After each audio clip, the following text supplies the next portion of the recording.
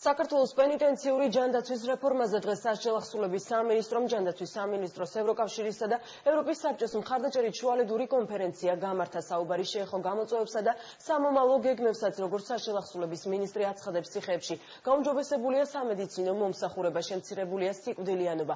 ტუბერკულოზით დაავადებული მსჯავრდებულების მკურნალობა კი პრიორიტეტი გახდა.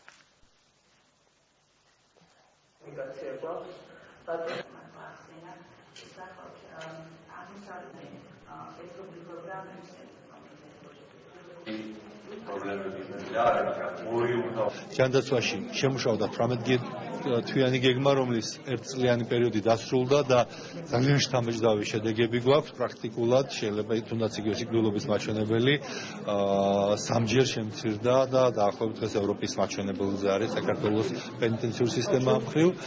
გამოავლინდა უმთავრესი დაავადებები, რომლებიც მკურნალობაში გვაქვს მიღწეული ძალიან სერიოზული პროგრესი, ეს არის C-ჰეპატიტი, ისე უკაცრავად ეს არის ტუბერკულოზი პირველ რიგში, ეს არის ფილტვების დაავადებები, გულსისხლძარღვთა დაავადებები.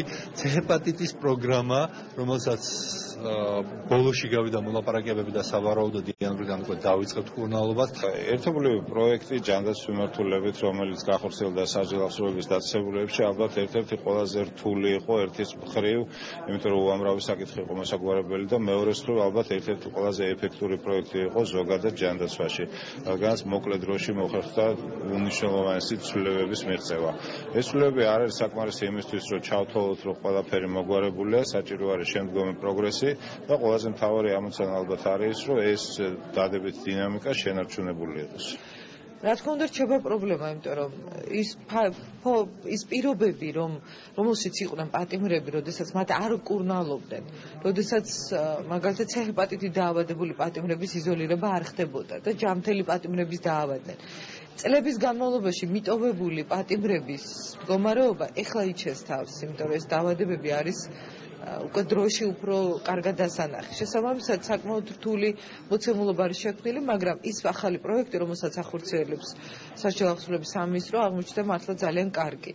ჩვენ გვაქვს ახლა ამოცანა, რომ ეს პროგრესი შევინარჩუნოთ და ის პატიმრები, რომელთაც უნდა ჩაუტარდეთ მკურნალობა, არავინ არ უნდა დაგვრჩეს მკურნალობის გარეშე.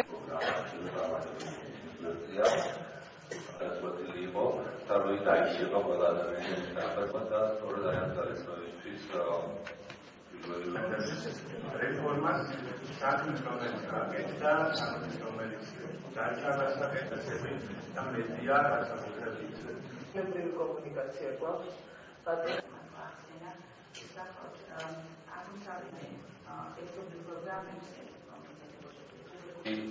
პრობლემები არ არის.